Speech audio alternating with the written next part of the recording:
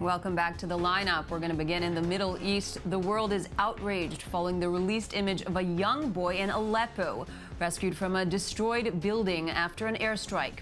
He was identified as 5-year-old Omran Daknish. Meanwhile, the EU is calling for immediate halt to fighting in Syria's Aleppo, and Russia says it is ready from next week to halt fire for 48 hours in the besieged city. I24 News has more.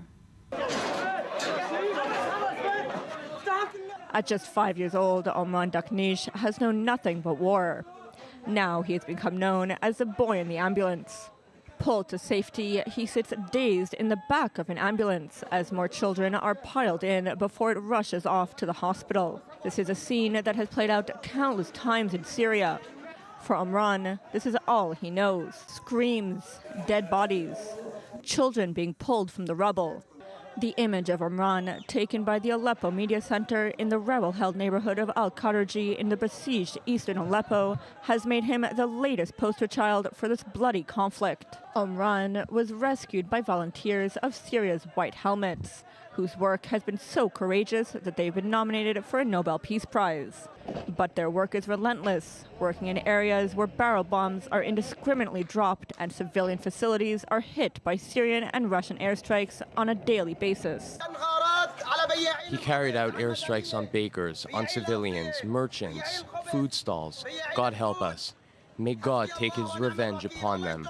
God help us. Look at all the body parts on the floor. God help us. The continuing strikes have even forced the UN Special Envoy to Syria to suspend a humanitarian task force until next week, and has once again called for a 48-hour pause in fighting in Aleppo. No humanitarian aid is reaching anywhere Syria at the moment except the resort, and Aleppo is still Eastern Aleppo besieged. But with countless calls for ceasefires by the United Nations, a failed peace process, and countless groups entangled in an increasing web of fighting, it may be a little too late for kids like the boy in the ambulance. Now, for the first time since the Syrian war began, Israel has agreed to allow in humanitarian aid of 3 categories: medical, educational, and food. Moti Gahanna joins me now in the studio. Thank you very much for being with us. Thank you, guys. Good evening. Please do tell us about the very important project that you're leading. What we're focusing on right now, what we're leading and working with the IDF is getting 3 top. The goal is to actually bring civil society, civil life to the other side of the border. That's really the goal. My goal was been there for a long time trying to do it. Now focusing, the immediate focus on the medical, get the hospital which was bombed in the past back to working condition. Get a Syrian doctor, which I was talking back in the US last week in New York, a doctor came to my office. I'm from the southern part of Syria, can I come back to Syria and help my own people? Till now I couldn't do it. Now we actually can get a doctor into the area, not foreigner, only Syrian. Supply of food, supply of medical needs, medical equipment. What is the extent of the Israeli involvement in this? If I understand correctly, this is something that Israel is willing to pitch in for the first time. Well, as I always told the Israeli, I've been doing it for a long time. I actually started in Idlib in the north a long time ago, too long. And I said to them, you don't need Somalia next door. You really need good neighbor next door. The Syrian people are wonderful people.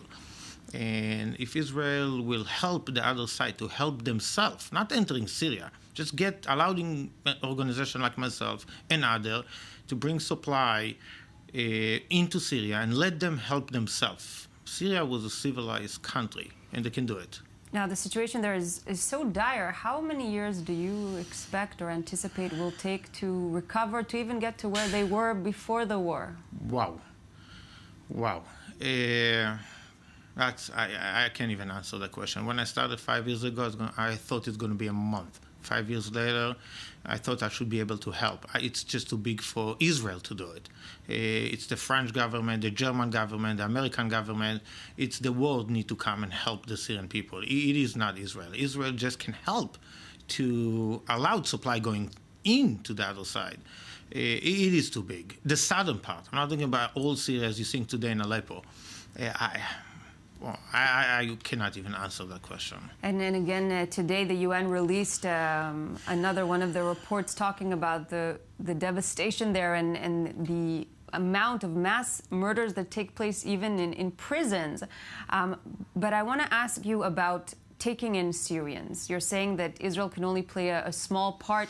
Do you know if there's any probability from the country, any willingness to take in some of the refugees?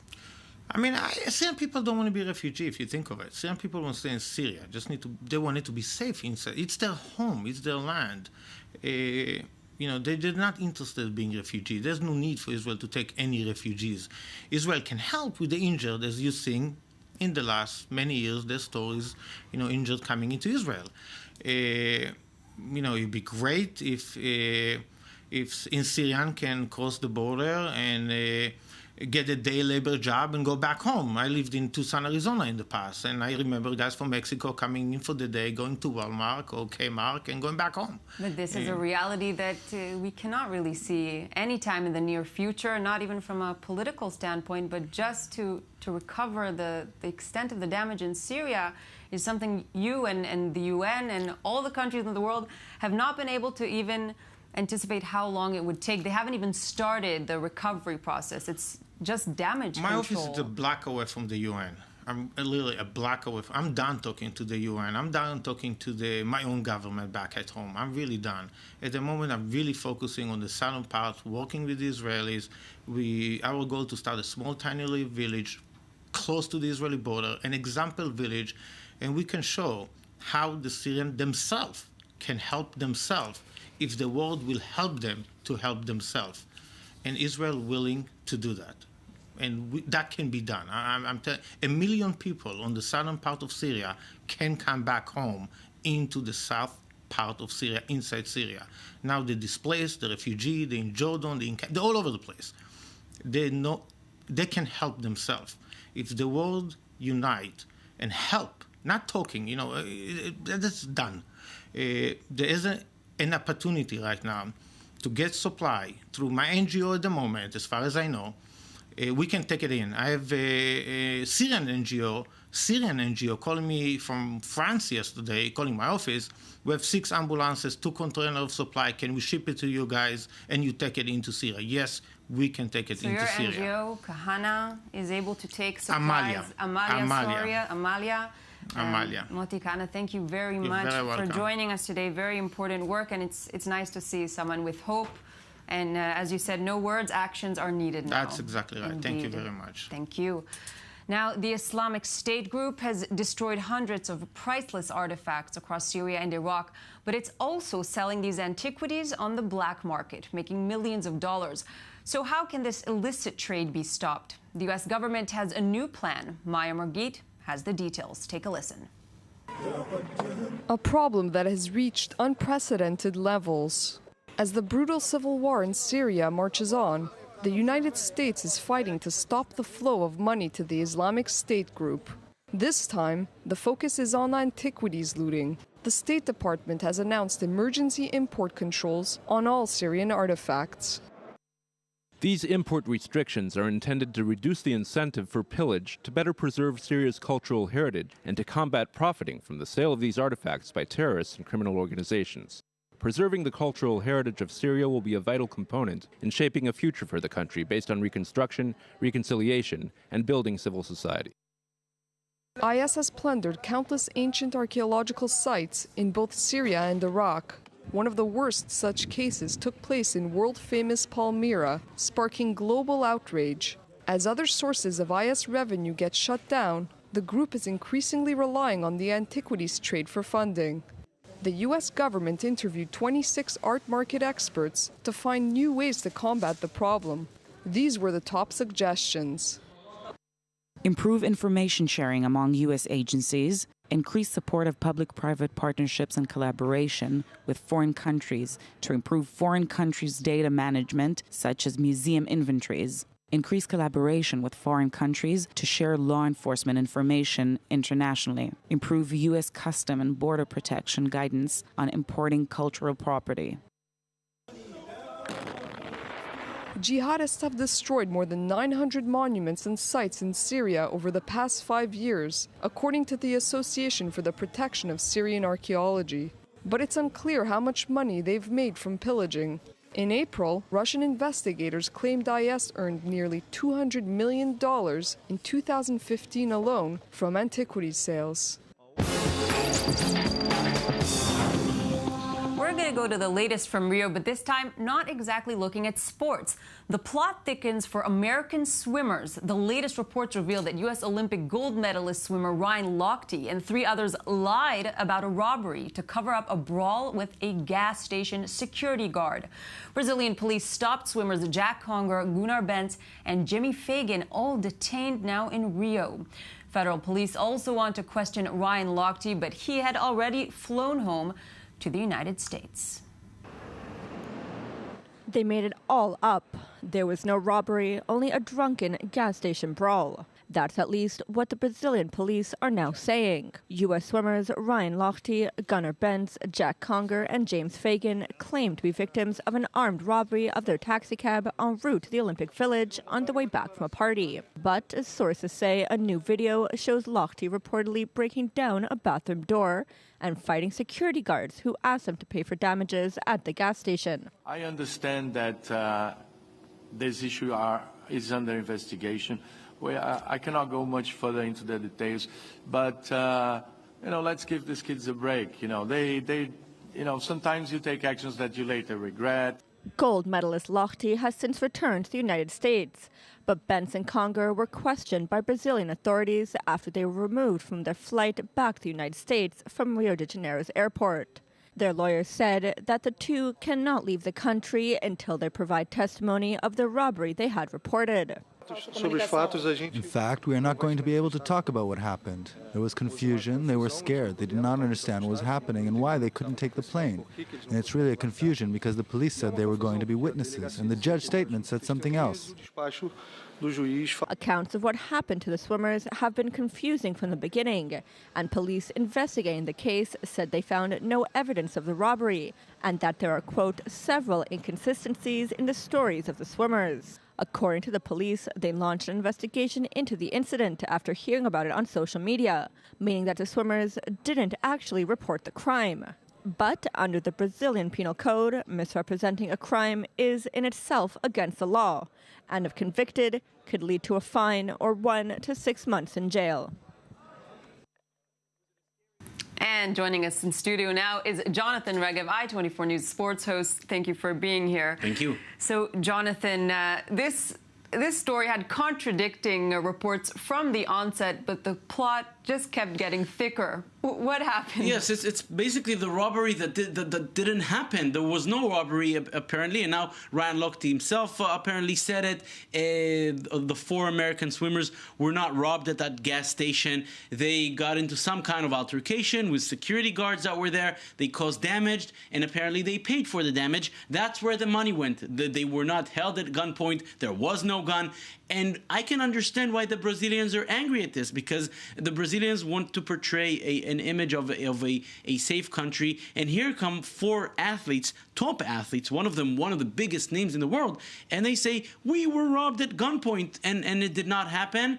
Lochte himself, by the way, he had the luck of already being away in the U.S. when all these new allegations surfaced. Very lucky, and it was Lochte's mother who was the first to give the interview and say that he and his 3 co-athletes were robbed. So take us through the sequence of events that led us to this moment where the truth finally was revealed. So on Sunday, in the early hours of Sunday, U.S. time, Ryan Lochte's mom told the media that apparently Lochte and 3 other athletes were held at gunpoint, robbed, and immediately after that, we started getting contradicting reports. The United States Olympic Committee said at the beginning, they said it did not happen. Then they said it did happen. The IOC, the International Olympic Committee, followed that story. All along, something was a bit fishy. In the midweek, on Tuesday, Lochte already left for the U.S. Right after he landed, there was a warrant for him and for one of those swimmers to be investigated by police. That swimmer, Fagan, I believe is his name, he's still in Brazil. The other two, Conger and Bratz, the warrant for their investigation came as they were boarding the plane to go back home. So they had all that drama unfolding in which they had to be taken off the plane. The three of them are in Brazil. I don't think they're expecting any jail time. It's not as if they committed any crime, but as far as their image, that's another story. Their image will be damaged. I'm quite sure this will end in some sort of a fine, but the image here is quite tainted, and that's something that is very, very difficult to fix once it happens. And as you've mentioned, we'll have to wait to see what happens with them. This was not the kind of drama the International Olympic Committee was hoping for in Rio. Jonathan Rega, thanks as always. Thank you. And now we do look at sports. India wins its first Olympic medal in Rio as wrestler Sakshi Malik takes bronze in wrestling. 23-year-old Malik defeated her Kyrgyz rival after trailing behind in the 58-kilogram freestyle in a thrilling comeback during the final seconds to win 8-5. At one point early in the match, she even trailed 5 points to none. And The nation of 1.3 billion people sent 120 athletes to compete in the Summer Games in Rio, and after 2 weeks of events, has finally earned its first medal. 23-year-old Sakshi Malik from the northern Haryana province of India trailed her Kyrgyzstan opponent 0-5 in the first period of their 58-kilogram wrestling match, but completed a daring comeback and nabbed the bronze medal. It is a big achievement. I have been chasing this moment for the past 12 years. Wrestling was on my mind round the clock. The country had a lot of expectations from me, and today I have delivered it. I thank all the people. Malik is the first female wrestler from India to earn a medal in wrestling, a sport that women in her highly conservative area were not allowed to take part in. Her parents did not support her decision initially, concerned it would be difficult for her to find a potential suitor, but Malik eventually gained their support. India's daughter has finally clinched a medal for the country, putting an end to the dry run in the Olympics. We are proud of her. It is estimated that 1 in 5 Indians live in poverty, perhaps explaining the small number of Olympic-level athletes. India won 24 medals in its entire Olympic history, mainly in field hockey, with perhaps more to come in wrestling. And Aditi Budari joins us from Calcutta, India. Hello to you. Hi. So tell us about the excitement following this win. Well, yes, of course, there is a lot of excitement and happiness. Today also happens to be a festival across India which celebrates love, especially sibling love.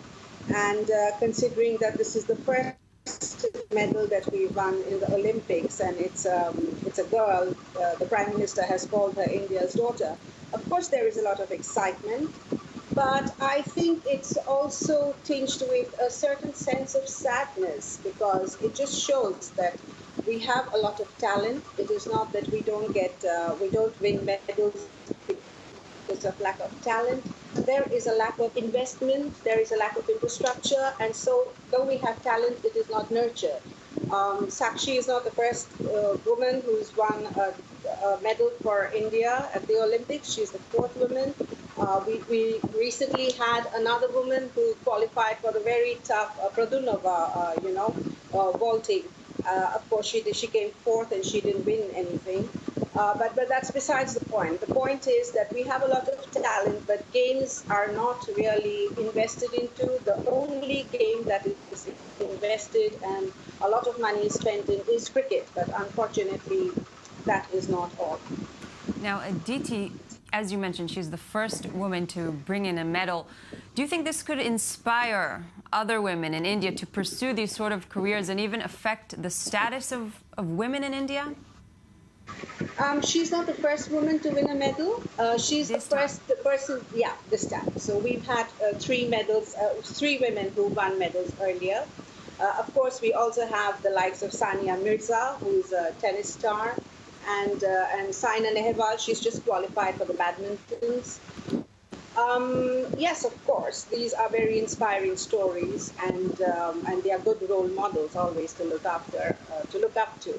And especially the place that Sakshi comes from, it is very, very traditional, very patriarchal. So I do hope and I do suppose that, yes, it will be. But I can assure you that there are a lot of women, out there working and doing different things. Sakshi will just be adding to it. Indeed. Aditi Badouri, thank you very much for joining us from Calcutta. Oil touched the $50 mark on Thursday in a sign that a long-lasting oil recovery may be in sight. Here's more from I24 News Economy Desk. Oil prices held onto their longest run in gains in more than a year, thanks to a drop in U.S. crude inventory and speculation that oil-producing nations will reach a breakthrough next month. Brent rose above $50 a barrel for the first time since July, and many investors and analysts were bullish about the future of the commodity. Overall, we see prices continue to move higher over the course of the fourth quarter and over until next year. In addition to the drop in inventory, traders are hopeful that a meeting next month between OPEC and non-OPEC nations will produce real stabilization to the market. Despite the newfound optimism, some analysts are warning that prices could fall again if OPEC fails to reach an agreement on production freeze. After all, Saudi Arabia has already signaled it could boost output in August to a new record. Plus, its regional rival, Iran, continues to defy OPEC calls for a curb on production, maintaining instead that it wants to export oil in light of its nuclear deal with world powers. And let's say good evening to Natalie Ehrlich, the economy host. Hi, Natalie. Good evening. So what's the latest in the markets? Well, let's first take a look at the U.S. markets. We saw a very interesting picture here. First of all, the Fed minutes that were revealed today basically essentially said that the Fed would not be anxious to hike rates. And so that did give some kind of ease to traders. But we also did get some positive news in terms of oil. As this last report mentioned, oil hit that $50 mark. And so there you can see a nice lift for the markets, though it is, keep in mind, more or less flat. So slightly up, but it's not like a huge rally here. So let's take a look at the next market indices from Europe. Now, they had pretty strong earnings, and so that's why we're seeing those markets rally over there. They're also digesting the Fed minutes. Everyone seems pretty happy in a sense that the Fed is not rushing to hike rates. So there's still this market of a lot of liquidity. And now let's take a look at the Asian markets. Now, they had a hard day. They, of course, started the day here. The Nikkei suffered the most in Japan. That's because the yen continues to strengthen, and that is horrible for their exports. Their earnings revealed that as well. A lot of their major exporters have really suffered in their earnings, and so that's very apparent as well. The only kind of we did get some upswing in the Hong Kong markets, and that's essentially because one company had a smashing success with its earnings, and so that really balanced things out over there. But now, and lastly, let's take a look at the commodities. This is the big story of the day in addition to the Fed minutes. Gold, silver, oil, all up, and oil, that's a big story of the day, hitting that psychological mark of $50 a barrel. So it does seem that there is more optimism that oil can recover, and that, of course, because it's been such a depressed market, that's only going to help the markets going forward. Slowly but surely. Natalie Ehrlich, thank you very much for joining us. Now, lovers and romantics, yes, this is our next subject, across Israel are celebrating Tu B'Av, which is the Jewish version of Valentine's Day. And for this, we're going to go right to I24 News correspondent Danny Swibel, who bravely went out to the streets of Tel Aviv. Danny, is love in the air? Absolutely, Michal. Listen, on this very special day, this Israeli version of Valentine's Day, the moon is always full on this day. And there's definitely some cheesy love songs in the air, as I hear now. And couples are just starting to come out. Now, as we know, on Thursday night, this is the start of the weekend here in Israel. So obviously, there's always a lot of people out on the streets. But today, it's definitely more so. And couples are there. They're holding hands. I've caught a few people smooching. And it's definitely a festive air. And this event isn't just about, love and being together, but it's also about a sense of relief, because of the ancient symbolism of it connecting to the calm after the storm of the second temple destroyed more than 2 millennia ago. So now people are just starting to do that. They're starting to let loose, relax after a tough week, and love is definitely in the air. After the show, Michal, you should definitely go home, be with your fiancé, and enjoy the special day. Thanks, Danny. I'll think about that. But are you seeing any special moments or something unique this evening? Maybe this would be definitely a night for people to pop the question here in Israel. Tell us what you're seeing around you. You know, it's funny that you should say that because this is a day that a lot of people tend to get married. Right now, I haven't seen any bride and grooms yet, but there's definitely people who are going out for this event. Behind me is a Max Brenner restaurant where chocolate is served, so there's definitely couples enjoying a little sweet. Maybe they're just finishing dinner. It's definitely that special time. You know, I'm from the States. Valentine's Day is that special day where, you know, the guy wants to show his girl a very special time. There's couples out here in mass just starting to do that. And we're definitely going to find excitement, I'm sure, before the night is done. No doubt about that. Danny Swibel, thank you very much for this. A little bit cheesy, but, you know, a little bit of cheesiness won't hurt anyone, will it? And that's all the time we have here on the lineup. Next up, News Now with Merav Savir. Thank you very much for watching.